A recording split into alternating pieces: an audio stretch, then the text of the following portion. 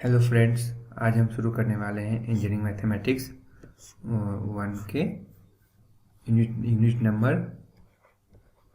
Number first के lecture number 4। ठीक है, तो यूनिट नंबर 1 जो है हमारा वो क्या था, मैट्रिसेस था। इसकी प्रीवियस वीडियो में हम लोगों ने देखा कि मैट्रिसेस क्या होता है, मैट्रिसेस के यूजेस क्या हैं और इसके टाइप्स कितने हैं। फिर हम लोग ने उसमें जो है एलिमेंट्री ऑपरेशन लगाना सीखा। देन हम लोगों ने देखा कि रैंक कैसे निकालते हैं, वो भी हम लोगों ने देखा।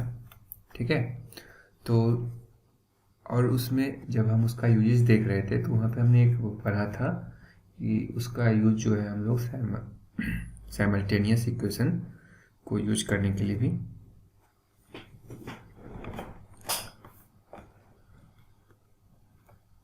हम लोग यूज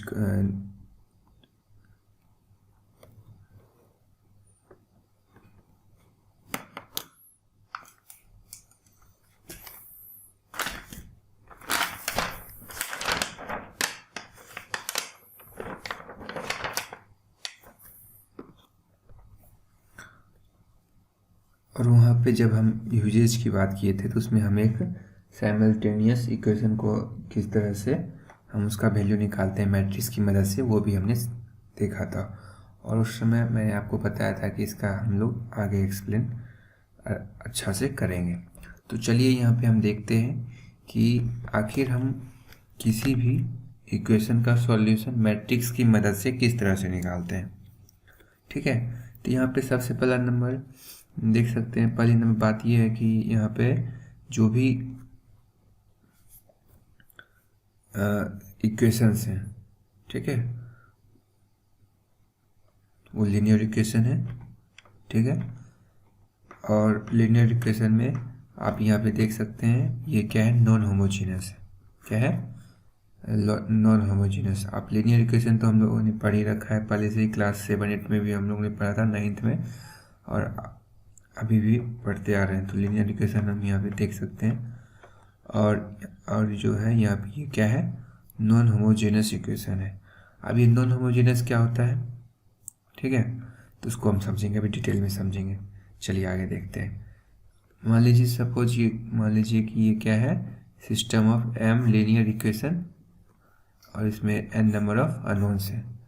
कहने का मतलब ये है कि एक कोई इक्वेशन है जिसमें जो मतलब एक कोई सिस्टम है, ठीक है, और उस सिस्टम में m number of linear equation है और n नंबर ऑफ क्या है, अननोन्स है। तो सबसे पहली बात यह है कि अभी तक हम लोगों ने पढ़ा था कि जितने अननोन्स हैं उतने क्या होने चाहिए, नंबर ऑफ इक्वेशंस होना चाहिए, तभी हम उस अननोन का वैल्यू फाइंड कर सकते हैं। ठीक है, फॉर एग्जांपल अगर मान लीजिए अगर दो वेरिएबल्स या दो अननोन्स के जो इक्वेशन है, तो उसमें कम से कम दो अननोन्स के जो इक्वेशंस हैं, लीनियर इक्वेशंस हो चाहे क्वाड्रेटिक हो, तो उसमें कम से कम दो इक्वेशन होनी चाहिए। मतलब अगर लीनियर इक्वेशन है तो उसमें कम से कम दो इक्वेशन लीनियर का होना चाहिए, तभी हम उस अननोन का वैल्यू निकाल सकते हैं। ठीक है, तो यहाँ पे देख सकते हैं कि मैंने एक सिस्टम लिखा है, सिस्टम ऑफ इक्वेशंस लिखा है, जिसमें a11 x1 a12 x2 plus dot dot dot a1n xn equal to bn। ठीक है, ये क्या है हमारा, और यहाँ पे आप इसी तरह से कॉलम वाइज भी देख सकते हैं। ये हमारा कोरस्पॉन्डिंग जो है क्या है, सब इक्वेशन है। ठीक है, और यहाँ पे आप एक चीज़ और नोटिस कर सकते हैं कि यहाँ पे a11 a12 a13 and so on, ये हमारा क्या है, एलिमेंट्स हैं। और यहाँ पे इक्वेशन में क्या हो, इसको कहते हैं हम लोग कोफिशिएंट कहते हैं किसी भी वेरिएबल्स का। ये कोफिशिएंट जो है अभी हम लोग देखेंगे ये कोफिशिएंट आखिर होता क्या है। ठीक है, किसी भी वेरिएबल्स का जो है उसके कोरस्पॉन्डिंग अगर कोई नंबर मल्टीप्लाई किया जाए तो वो क्या होता है, उसका कोरस्पॉन्डिंग कोफिशिएंट कहलाता है। तो चलिए आगे देखते हैं। In the matrix notation these equations can be put in the form ax equal to b। अब ये तो हमने देखा कि ये जो है क्या है, नॉन होमोजेनस इक्वेशन है। ठीक है, और non homogeneous systems of equation है। तो इसमें से अब इसको मैट्रिक्स में कैसे लिखेंगे, तो मैट्रिक्स में इसको लिखेंगे ए एक्स इक्वल टू बी। कहने का मतलब ये है कि ये कोई मैट्रिक्स है, ठीक है, और यहाँ पे एक्स मीन्स जो भी नंबर्स ऑफ अननोन्स हैं उससे इसको मल्टीप्लाई करेंगे और उसके बाद जो हमें रिजल्ट आएगी वो क्या हो जाएगी, हमारी बी मैट्रिक्स हो जाएगी। ठीक है, इतना बात तो समझ में आ गया। चलिए, बहुत अच्छा। वही बात यहाँ पे देखिए मैंने लिख रखा है ए इक्वल टू, ये क्या है, एलिमेंट्स है, ठीक है, और यहाँ पे एक्स जो है उसके जो भी नंबर अननोन्स हैं वो हो गए, और बी जो है वो जो किसी भी इक्वेशन का RHS में LHS इक्वल टू RHS जो होता है वो क्या है, हमारा ये RHS है। ठीक है, तो देखते हैं अगला कॉन्सेप्ट यहाँ पे लिखा हुआ है ऑगमेंटेड मैट्रिक्स। अब ये ऑगमेंटेड मैट्रिक्स क्या होता है, तो उसको हम लोग आसानी से और आसान भाषा में समझेंगे आखिर ये ऑगमेंटेड मैट्रिक्स होता क्या है। The matrix A ratio B और A bar of the system is obtained by augmenting A by the column B। ठीक है, देखिए इसको हम बहुत ही आसान तरीका से समझेंगे कि अगर ऑगमेंटेड मैट्रिक्स कोई ऑगमेंटेड मैट्रिक्स है उसको हम लोग किस तरह से डिनोट करते हैं, आपको समझ में आ गया। ठीक है, आखिर इसको हम लोग कैसे निकालते हैं, आखिर इसका निकालने का पर्पस क्या है, ऑगमेंटेड मैट्रिक्स का निकालने का हमें यहाँ पे क्या पर्पस हुआ है उसको भी हम लोग समझेंगे। पहले ये समझ लीजिए ऑगमेंटेड मैट्रिक्स कहते किसको है। जैसे हमने अभी पढ़ा कि नॉन होमोजेनियस जो सॉल्यूशन है, सिस्टम्स ऑफ इक्वेशंस है, उसमें हमने क्या पढ़ा, अगर उसको हम अगर सॉल्व करना है उसको हम क्या करेंगे, ए एक्स इक्वल टू बी के रूप में लिखेंगे। ठीक है, जो कि ये किसके रूप, ये क्या है, ये यहाँ पे ए और बी क्या है, मैट्रिक्स है, और एक्स भी जो है यहाँ पे मैट्रिक्स है। ठीक है, चलिए अब यहाँ पे देखिए लिखा हुआ है condition for solution of a linear equation.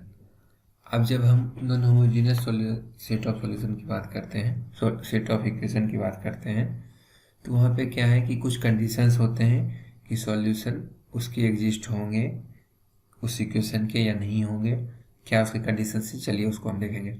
इससे पहले हम लोगों ने क्लास 8-9 में पढ़ रखा होगा कि मतलब जो भी इक्वेशन है, चाहे वो 2 इक्वेशन हो चाहे 3 इक्वेशन हो, और उसमें जो भी वेरिएबल्स हैं, अगर उसमें सॉल्यूशन उसका एग्जिस्ट होगा या नहीं होगा, या फिर यूनिक सॉल्यूशन होगा, इनफाइनाइट सॉल्यूशन होगा, तो उसको हम लोग उस कई तरीके से उसका कई मेथड से, जैसे कि एलिमेंट्री मेथड था, सब्स्टिट्यूशन मेथड था, है ना, तो अलग अलग जो है मेथड का यूज करके उस समय हम लोग इक्वेशंस को सॉल्व करते थे। लेकिन यहाँ पे क्या है कि यहाँ पे हमको मैट्रिक्स की मदद से अगर हमको कोई इक्वेशन को सॉल्व करना है तो वो कैसे करेंगे, तो यहाँ पे देख लीजिए सबसे पहले क्या लिखा है कि कंसिस्टेंट, अगर कोई भी लीनियर इक्वेशन है वो कंसिस्टेंट तभी कहलाएगा जबकि रैंक ऑफ ए, मतलब कोई मैट्रिक्स ए दिया गया उसका रैंक वो किस ऑगमेंटेड मैट्रिक्स के रैंक के बराबर होना चाहिए। अब ऑगमेंटेड मैट्रिक्स इसलिए देखिए अभी आपको समझ में आ गया होगा कि ऑगमेंटेड मैट्रिक्स मैंने क्यों बताया। तो ऑगमेंटेड मैट्रिक्स समझ में आ गया कि अगर कोई भी मैट्रिक्स ए है उसका रैंक जो है ऑगमेंटेड मैट्रिक्स के बराबर आएगा तो वो उसका क्या होगा, उसमें यूनिक सॉल्यूशन होंगे, मतलब कि जितने भी वेरिएबल्स हैं सभी के यूनिक सॉल्यूशंस होंगे।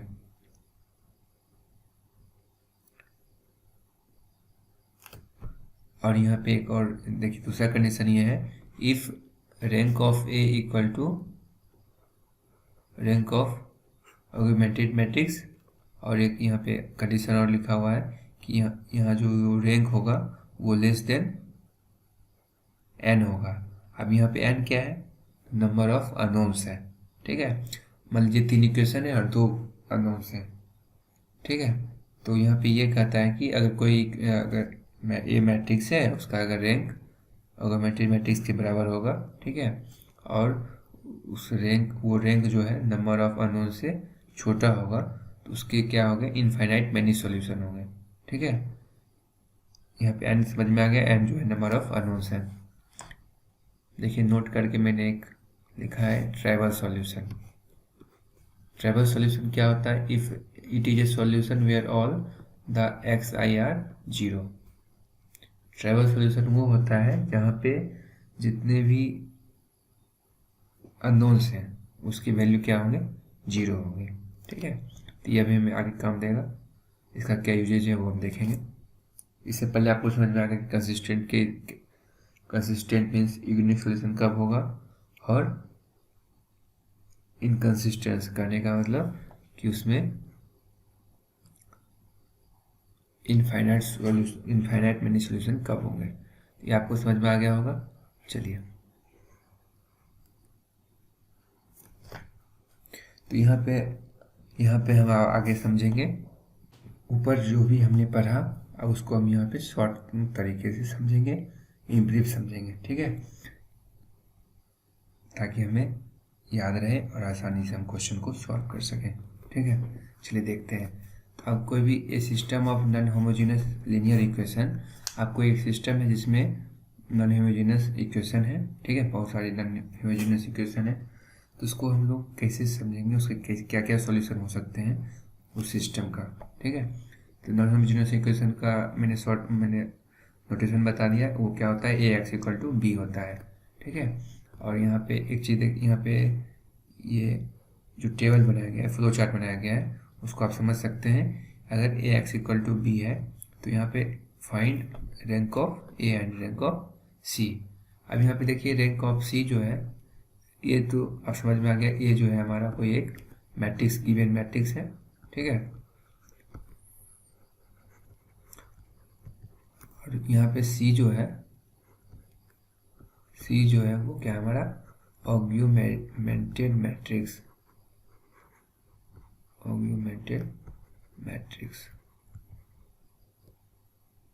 ठीक है, तो आप समझ लीजिए इसमें सबसे पहले क्या करना है, अगर कोई भी नॉन होमोजेनस लीनियर इक्वेशन है तो उसमें हमको सबसे पहले उस ए कोई मैट्रिक्स है उसका रैंक निकालना है, फिर ऑग्यूमेंटेड मैट्रिक्स का रैंक निकालना है। ठीक है, फिर क्या करना है, उसको कंपेरिजन करना है। अगर रैंक ऑफ ए अगर रैंक ऑफ सी के बराबर हो जाए तो सॉल्यूशन एग्जिस्ट होगा और वो यूनिक सॉल्यूशन होगा, और सिस्टम इज कंसिस्टेंट। अगर सिंगल सॉल्यूशन होगा, यूनिक सॉल्यूशन होगा, तो उसको हम लोग उस सिस्टम को क्या कहेंगे, कंसिस्टेंट कहेंगे। और नो सॉल्यूशन कब होगा, जब rank of C A not equal to rank of C, मतलब कि rank of A matrix X का ए का रैंक और ऑगमेंटेड मैट्रिक्स का रैंक जो है अगर वो बराबर नहीं होगा उसमें नो सॉल्यूशन होगा और सिस्टम जो है इनकंसिस्टेंट कहलाता है। अब देखिए जो कंसिस्टेंट सिस्टम होते हैं उसके भी दो पार्ट्स होते हैं। अगर rank of A equal to rank of C equal to n होगा, एन क्या है यहाँ पे, नंबर ऑफ अननोन्स है, तो उस सिस्टम को हम लोग क्या कहेंगे, उस सिस्टम में कितने सॉल्यूशंस होंगे, यूनिक सॉल्यूशंस होंगे। ठीक है, अगर rank of A equal to rank of C is less than equal to n, अगर रैंक ऑफ ए जो है वो रैंक ऑफ सी के बराबर होगा लेकिन उसका जो नंबर ऑफ अननोन्स है वो छोटा होगा रैंक ऑफ ए और या रैंक ऑफ सी के, तो उसमें उस कंडीशन में क्या होगा, इनफाइनाइट नंबर ऑफ सॉल्यूशन होगा, मतलब इनफाइनाइट नंबर ऑफ सॉल्यूशन होगा। और यहाँ पे आप देख सकते हैं मैंने लिख रखा है यहाँ पे रैंक आर ए जो मैंने लिखा था आर ऑफ ए, ये रैंक ऑफ एनी मैट्रिक्स एक, इसको हम लोग ए मैट्रिक्स कर सकते हैं जो हमने कहा है, और रैंक ऑफ सी जो है वो रैंक ऑफ ऑगमेंटेड मैट्रिक्स है। ठीक है, चलिए अगला देखते हैं। अभी तक तो इसके ऊपर हम लोगों ने देखा क्या, जो दोनों होमोजेनस जो इक्वेशंस थे उसके सेट्स का हम लोगों ने सॉल्यूशन देखा। अब जो है हम लोग यहाँ पे होमोजेनस इक्वेशन का सॉल्यूशन देखेंगे। आखिर होमोजेनस इक्वेशन लीनियर इक्वेशन होता क्या है, तो अगर ए एक्स इक्वल टू 0 हो जाए, ठीक है, तो उसे हम लोग होमोजेनस इक्वेशन बोलते हैं। ठीक है, तो ए एक्स इक्वल टू 0 जब होगा तो उसे हम लोग होमोजीनियस इक्वेशन कहेंगे ऑलवेज हैज ए सॉल्यूशन, और उस होमोजीनियस इक्वेशन का हमेशा क्या होता है, सॉल्यूशन होता है। ठीक है, अब यहाँ पे हमको क्या करना पड़ेगा, सबसे पहला नंबर कि जो है रैंक ऑफ ए निकालना पड़ेगा। ठीक है, उसके बाद रैंक निकालने के लिए रैंक निकाल लेंगे। अगर रैंक निकालने के बाद उसको देखेंगे उसमें कितने सॉल्यूशंस एग्जिस्ट करेंगे। ये तो हम समझ लिए कि उसमें सॉल्यूशंस होंगे, हमेशा सॉल्यूशंस होंगे। तो लेकिन कितने सॉल्यूशंस होंगे और उसके क्या कंडीशंस हैं वो भी देखते हैं। तो अगर रैंक ऑफ ए जो है नंबर ऑफ अननोन्स के बराबर हो जाए तो उसमें यूनिक सॉल्यूशन होगा। ठीक है, उसमें क्या होगा, यूनिक, या फिर हम कह सकते हैं ट्राइवल सॉल्यूशन होगा, each and one equal to 0। इससे पहले मैंने आपको बताया था ट्राइवल सॉल्यूशन क्या होता है, जिसमें कि जितने भी x के वैल्यू है, मतलब कि जितने भी अननोन्स हैं वो क्या होंगे, 0 के बराबर होंगे। तो अगर rank of A equal to rank n के बराबर है तो उसे हम लोग क्या कहेंगे, यूनिक या फिर ट्राइवल सॉल्यूशन कहेंगे। ठीक है, अगर rank of A is less than n, मतलब नंबर ऑफ अननोन से छोटा होगा तो उसमें infinite number of non trivial solution होगा। उसमें क्या होगा, infinite number non trivial solution होगा। ठीक है, यह समझ लिए। चलिए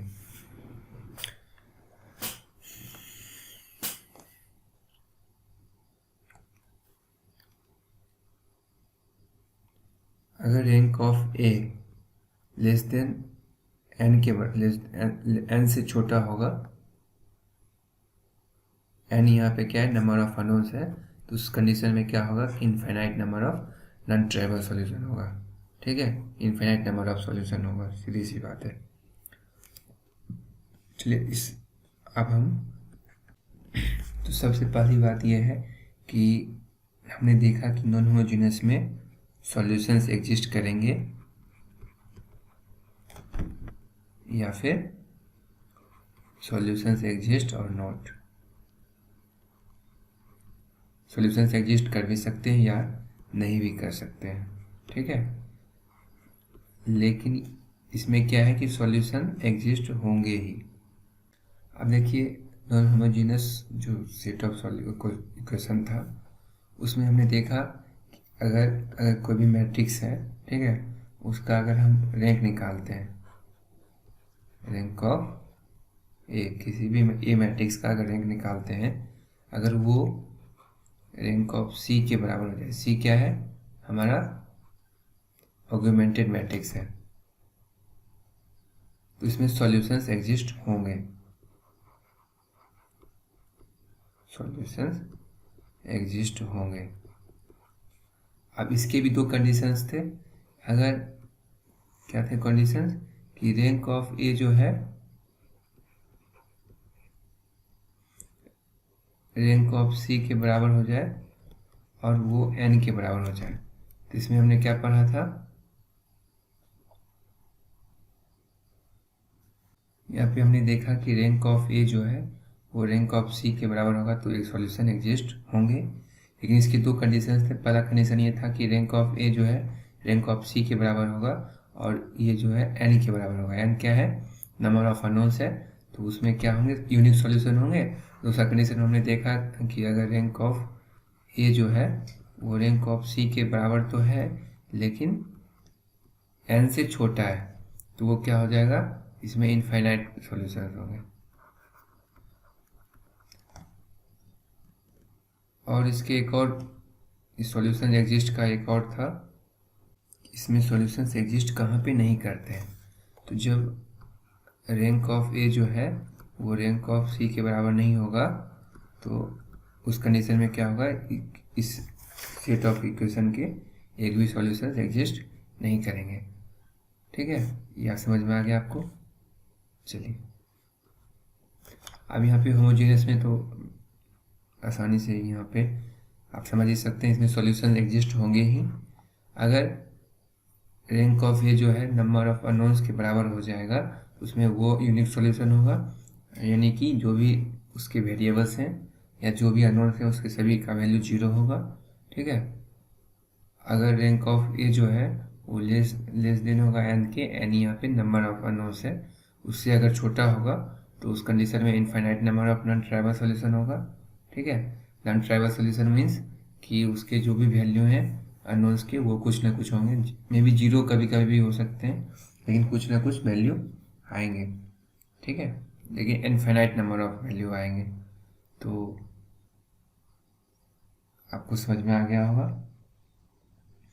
आज के लेक्चर को यहीं पे हम समाप्त करते हैं। इसी रिलेटेड हम क्वेश्चन एक दो करेंगे, फिर समझ में आएगा कि आखिर इस इक्वेशन का सॉल्व हम लोग सॉल्व कैसे करते हैं और इसमें ऑगमेंटेड मैट्रिक्स कैसे निकालते हैं।